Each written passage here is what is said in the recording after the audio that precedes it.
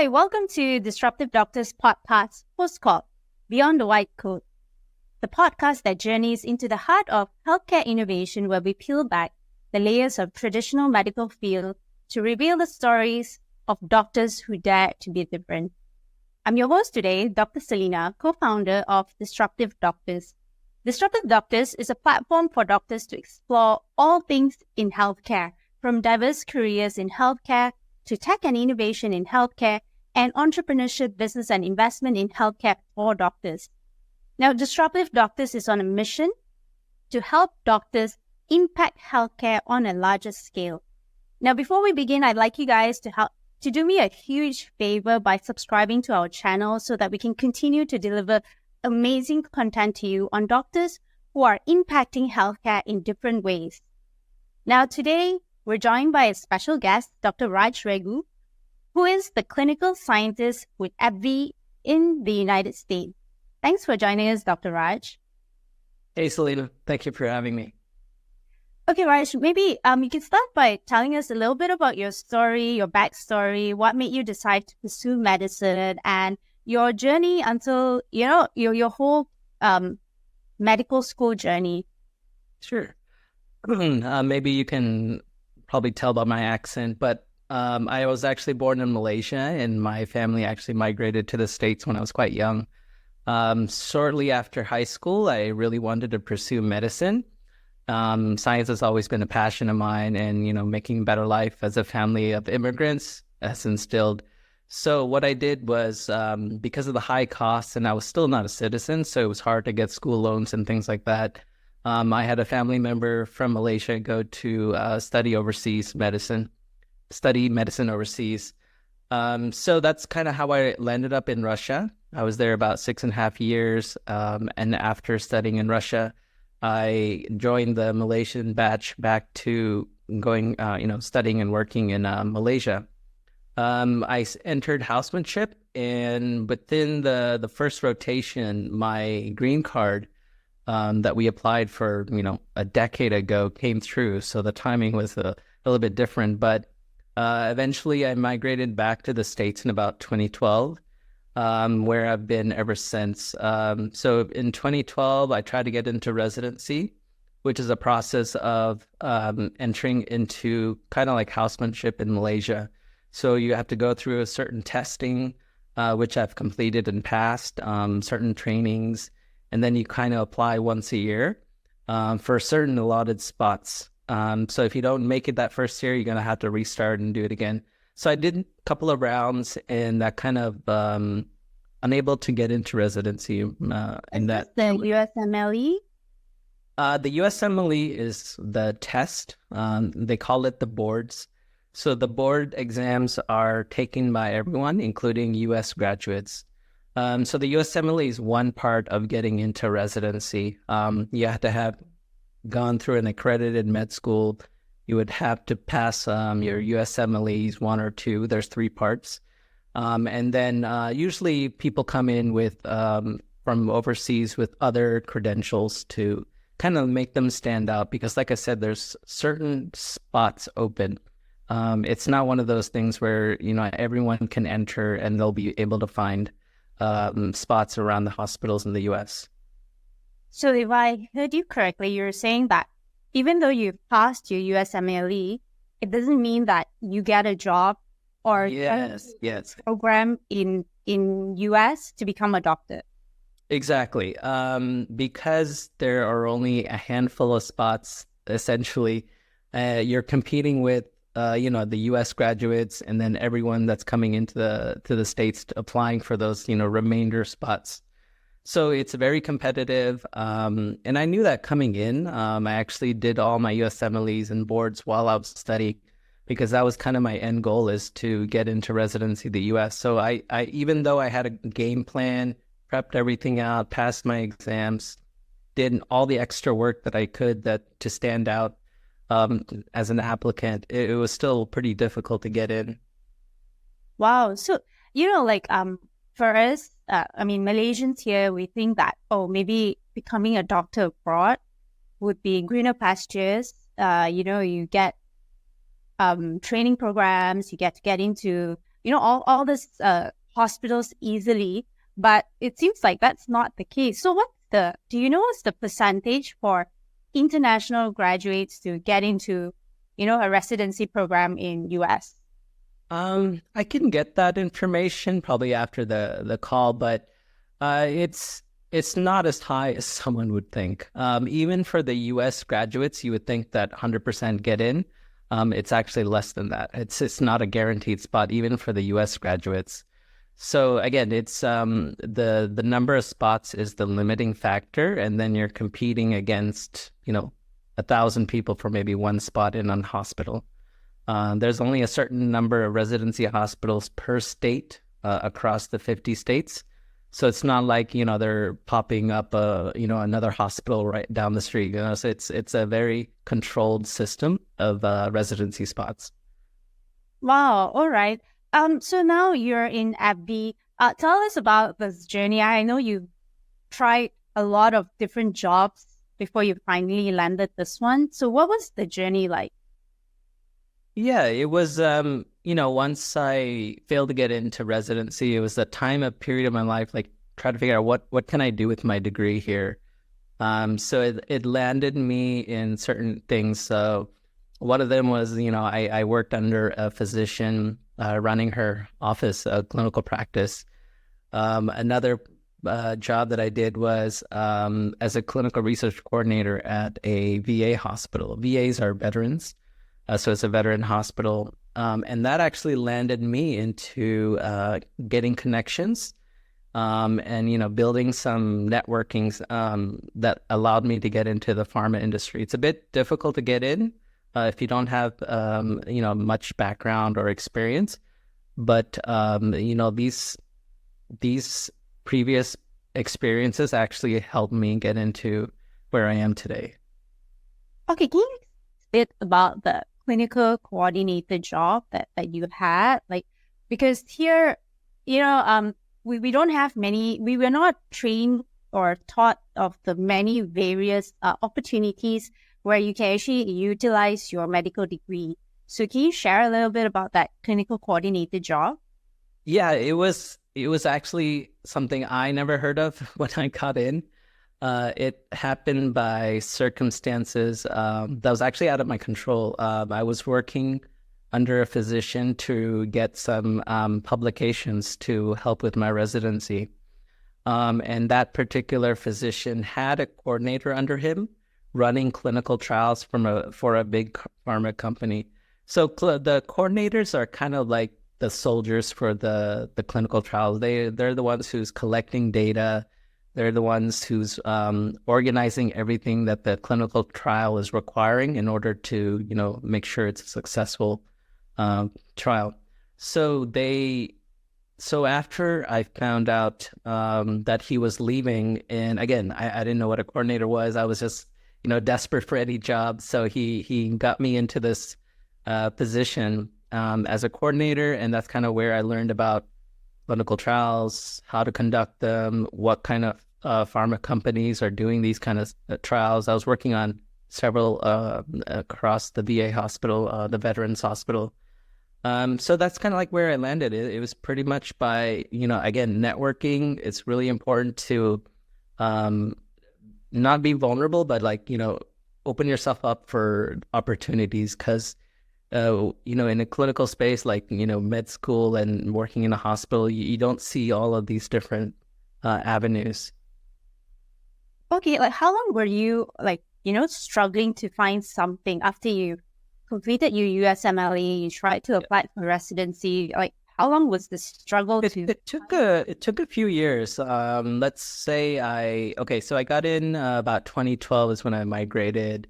So within, every intake is once a year. So I did 2 intakes. So after the second year, that's when I had to kind of look around and see where I can go. So within a year or so, I was working at the clinical office, and then another year at the Veterans Hospital as a coordinator. And then that third year is where, there was a spark where I was able to find a friend of mine that was working at the pharma company that I eventually ended up in. And because of that connection, I was able to get an interview, and based on that, here I am. Okay, what's the job that you're currently doing right now? Yeah, so at AbbVie, I'm a clinical scientist, so that falls under the umbrella of a R&D, research and design. So these are the group of people who are gathering information to create that next generation product or drug. So my team are comprised of scientists. They're mainly either MDs or PhDs or PharmDs. I'm actually working with the same people that I, went to school with pretty much. They're science focused, very inquisitive. It's a great learning environment. I'm learning something new every single day.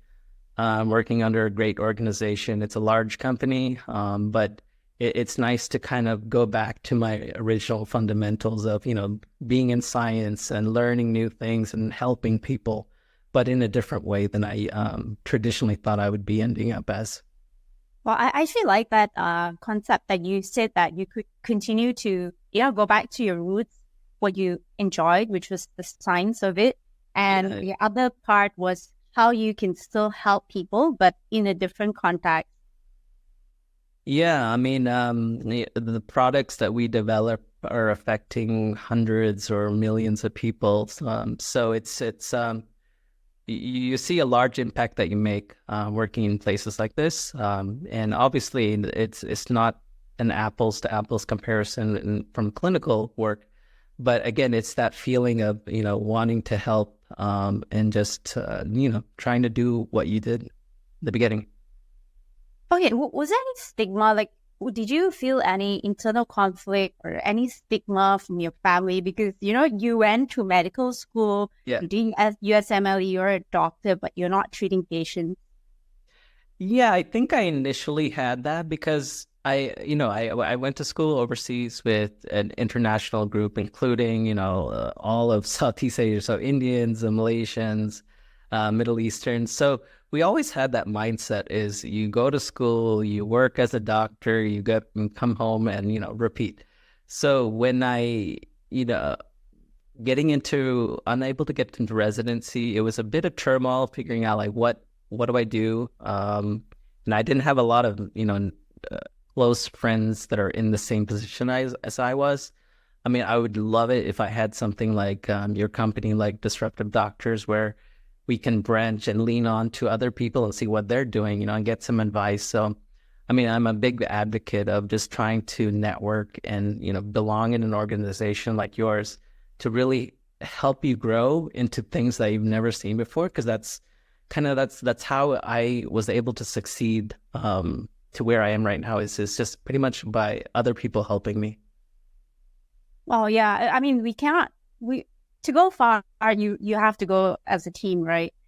Yeah. So you earlier mentioned that now currently all your colleagues, the people you're working with now, they are all your schoolmates or classmates? Yeah, as in figuratively, these are the type of people that I went to school with. They're very inquisitive. They're always wanting to learn new things.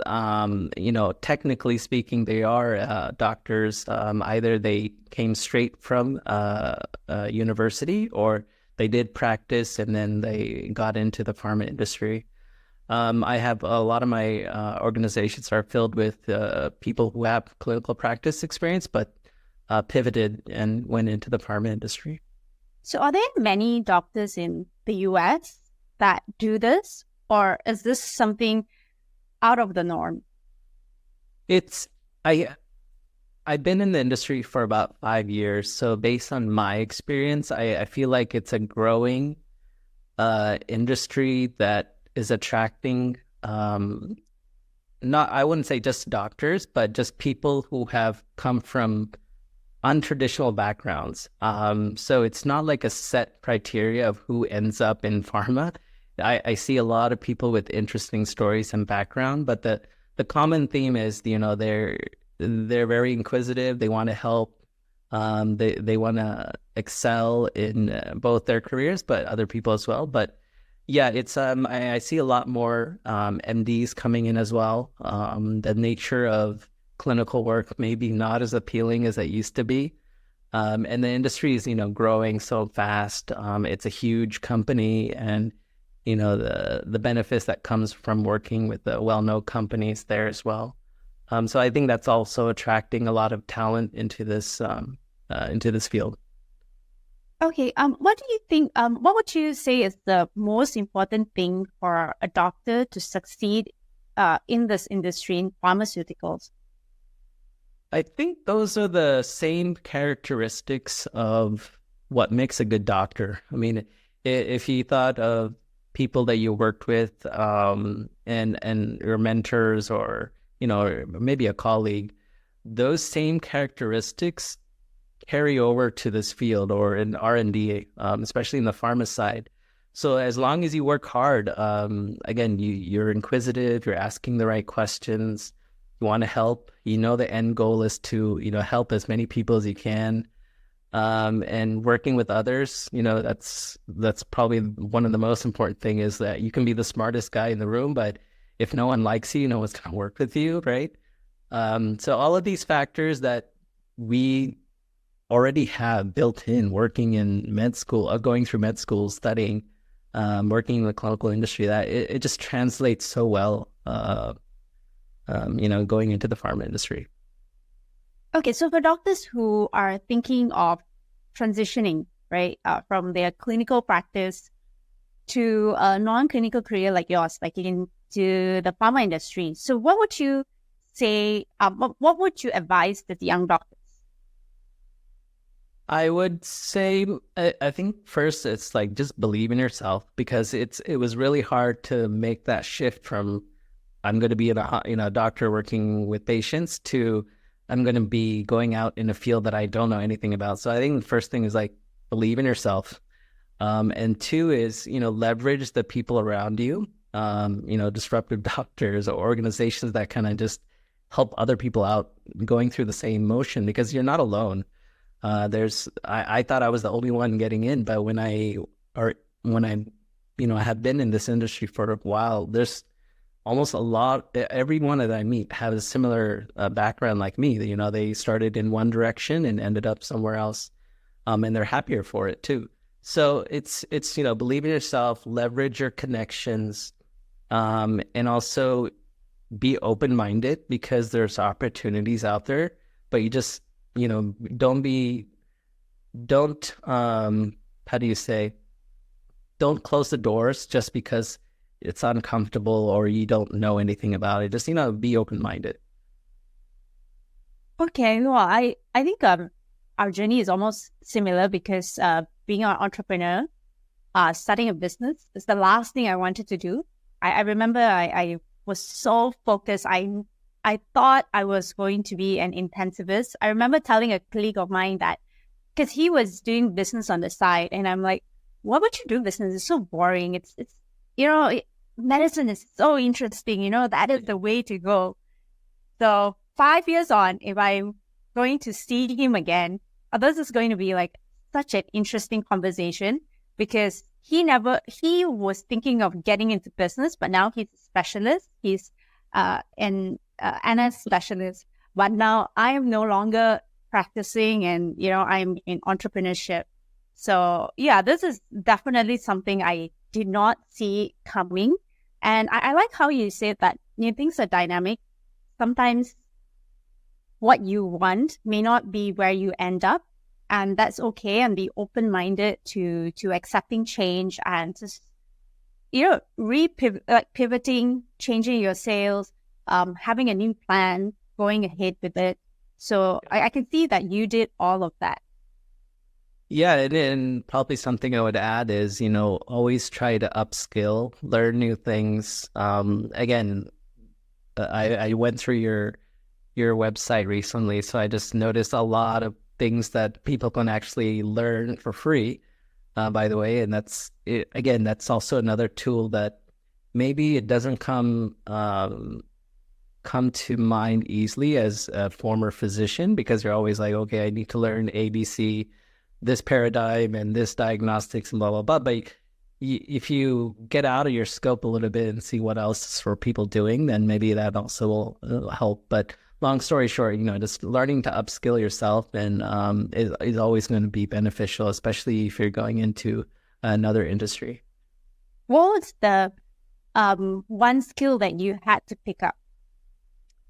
I think it's a lot of managing expectations, communicating to different people, meaning, we are used to talking to a clinician, straightforward, direct, quickly, and maybe emotion kind of side, right?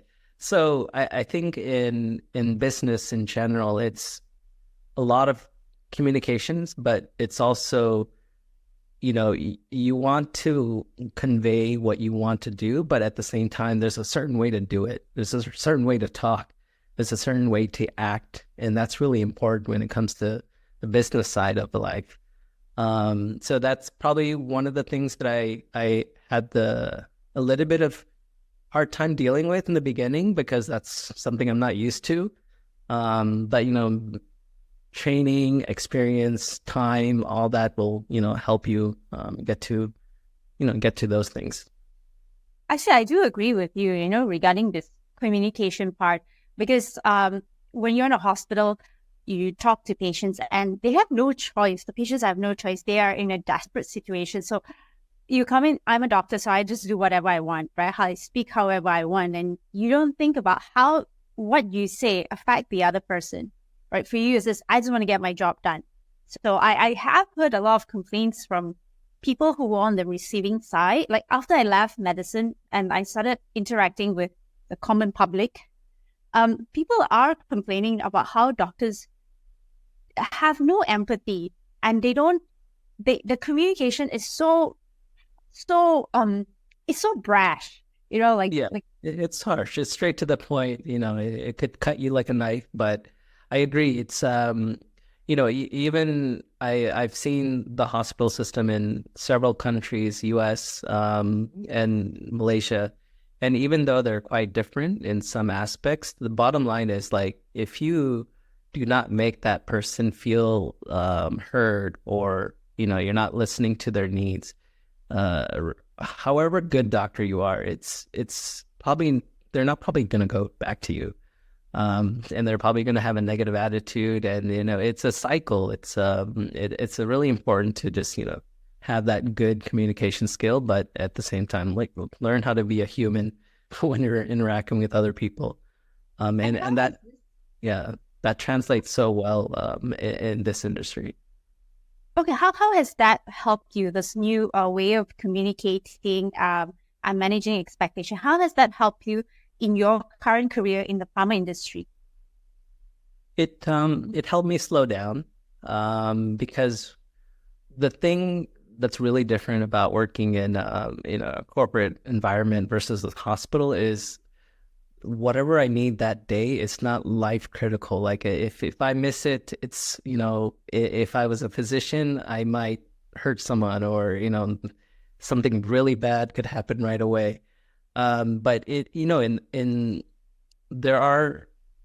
I swap to the business side of things, or in the pharma industry, that you need time to react. You don't want to be very impulsive. So you need time to just think, ask questions when you need to ask them, and then, process the information and execute. I think that's one big difference, is just not like you're alone, you got to make a quick decision, go for it. In the pharma side, it's, you're working with literally hundreds of people sometimes. So that communication of things need to be get done quickly, yeah, that happens, but you're working with a lot of people, so you can't just be a lone ranger and just do whatever you want. So I think that was really a really key thing to understand, is like, learn how to work with people, and that's going to take you away a long way. Okay, thanks, Raj. Actually, this is it's very, very insightful even for me. Is there any last words you want to share with our audience, or the young doctors, or doctors who are listening to this?